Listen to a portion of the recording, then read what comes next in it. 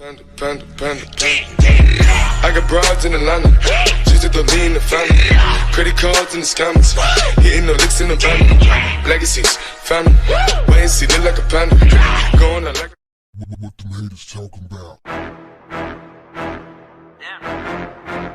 Order, Texas.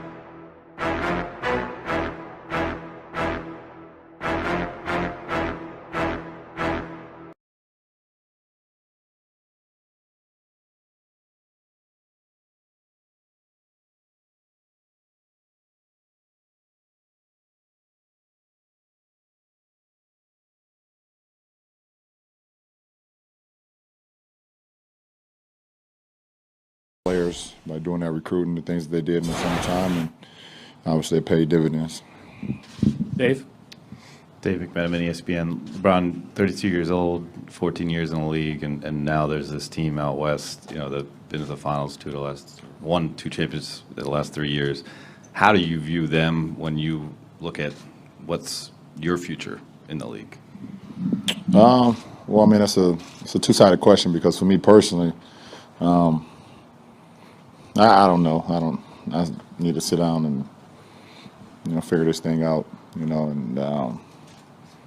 So I don't know. As far as me personally right now, but as far as that team, they're going to be here for a while. They're going to be around for a while.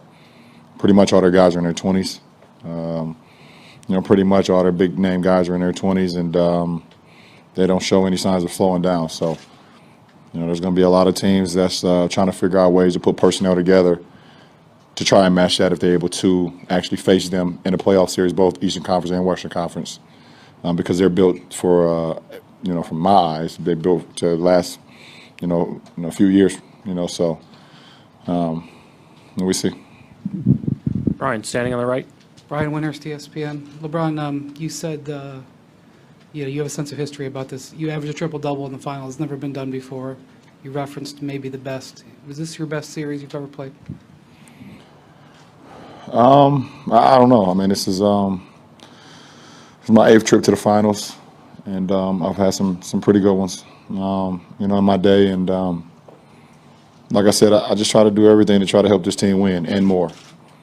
And for me to go out there and for the guys that allow me to be the leader that I am and allow me and trust me that I'm going to make the right plays and I'm going to do the right things and have the right intention, that's a compliment to my guys. It's a compliment to the 14 guys that allow me to do that and the coaching staff. And I just try to put in the work. I put in the work individually. I put in the work in the film room. I put in the work with my mind and my body every single day to prepare myself for whatever obstacle that this ball club entails. And does it always result in us winning? No, it's my 3rd year here, and we haven't won every game. We haven't won every finals. Obviously, we've lost 2 of them. So, but like I've always told myself, if you feel like you put in the work and you leave it out on the floor, then you can always push forward and not look backwards. Second row on the right. LeBron, Dave Lewis, NBC News Radio. You mentioned all the energy you exert, and obviously you work so hard. What do you plan on doing to get away from the game for a little while, and how long before you recharge your batteries and get back at it? I don't know. I mean, I probably won't stop working out. I think it's a lifestyle for me, so I'll probably be back in my gym in the next couple of days just because it's just who I am. As far as being back on the basketball court, I'm going to take a while. I don't need to be back on the basketball court right now. I need to get off of my feet and let my joints and let my body kind of recover from being out on the floor for 14 straight years, so but I'll train all summer. It's just a part of who I am now. It's just a part of my lifestyle. Jay, standing on the left. Jay, down to ESPN. LeBron, 5 years you broke through. 5 years ago you broke through, got your first championship against Kevin Durant. Having those burdens and those expectations to finally achieve it, I'm wondering if you could offer your perspective, what you think it must be like for him having experienced something like that yourself. It's a great feeling. When you're able to work hard, you're able to put in the work and accomplish a feat like that. It's something that we all dream about, growing up in our inner cities, along the hard work and, through high school, through college. If you went to college and through the NBA, you always hope that you be in a position to be able to not only compete for a championship but win a championship. And it's a great feeling. Chris, standing in the back left. Chris Haynes, ESPN. Ron, obviously you can't control where free agents go and teams get stacked or whatnot. How would you look back at this season? How can you assess this season? Our team, our ball club? Yes. We had some good times. We had some bad times. We had some times where, the biggest thing of this season is we weren't able to get healthy. And when we finally got healthy, the playoffs is right around the corner, and we showed what we're capable of doing when we got a full unit. It would have been great to see us at a full unit throughout the whole season, so we can continue to build the camaraderie and build the chemistry out on the floor. So, you don't have to wait till April to see what you're capable of doing. And yes, we were able to hit the switch, but those games in January, those games, in November, and the games that people think that's not important, they're important to me. And they would have been important to our ball club, but whatever, we figured it out and got to the postseason as a 2 seed. We controlled home court and was able to win on the road in the Eastern Conference Finals in Boston. And we was able to punch our clock into competing for a championship. And as a ball club and as an individual, it's all you want is an opportunity. Obviously, we ran against, like I said, a worthy opponent, one of the best playoff teams that this league has ever seen, obviously. And we weren't able to get over the hump and accomplish what we ultimately wanted to do. But there's no such thing as a failed season when you put in as much work as we've done individually and as a ball club since September, since late September.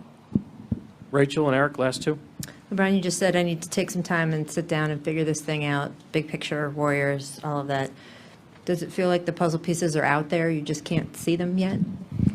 Well, I don't know. I mean, I'm not I'm not the GM of the team, and I'm not in the front office. But I know our front office is going to continue to try to put our ball club, put our franchise in position where we compete for a championship year in and year out. And like I said, teams and franchises are going to be trying to figure out ways that they can put personnel together, the right group of guys together, to be able to hopefully compete against this team. And like I said, they're assembled as good as you can assemble. And I've played against some really, really good teams that was assembled perfectly, and they're right up there. So we will see, but I will get away from the game a little bit. I'll probably watch some WNBA games, though. I can't get away from it. I'll be at my son's tournaments this summer, so I'll be a part of the game. But as far as me actually playing, I won't be a part of the game much this summer. Eric, last question on the left side. Hey, LeBron, Eric Pincus, Basketball Insiders. You've been a part of 2 super teams, the one you have here, the one you had in Miami. Looking at what the Cavaliers, rather the Golden State Warriors have done, are you still a fan of the concept? Do you think it's a good thing for the NBA to build these teams, how they brought in Kevin? And you get what I'm asking? No, not really. I don't believe I've played for a super team. I don't believe in that. Okay.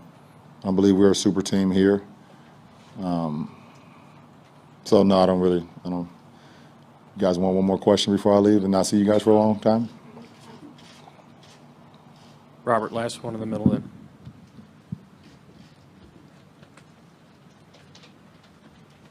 Robert Littell, Black Sports Online. It was mentioned before that Kevin Durant lost his first NBA Finals when you won your first NBA Finals. Kind of fast forwarding to right now, how is he a different player and a different person since you do know him personally? And even though you're, obviously you're upset because you lost, how do you feel about, him winning that first championship? Well, I'm not happy he won his first. I'm not happy at all. And, but at the end of the day, from when I played him in the 2012 finals to now, like I said, experience is the best teacher in life, and he's just experienced and experienced and experienced, and it also helps when you able to experience some things with this team as well. And he felt like he needed to reassemble and reassess his career and come here. So like I said, having, getting that first championship for me was like having my first son. Just a proud moment. It was something that you never ever forget. And at the end of the day, nobody can, no matter what anybody say from now on in your career or whatever they say, they can never take away from you being a champion. That's something that they always gonna speak about you. It may be like the last thing they may say, but they always gonna have to say that you're a champion. And like I said, when you put in the work and things pay off, then you can always be okay with whatever else that happens in your career. Thank you, LeBron. What the haters talking about? Texas.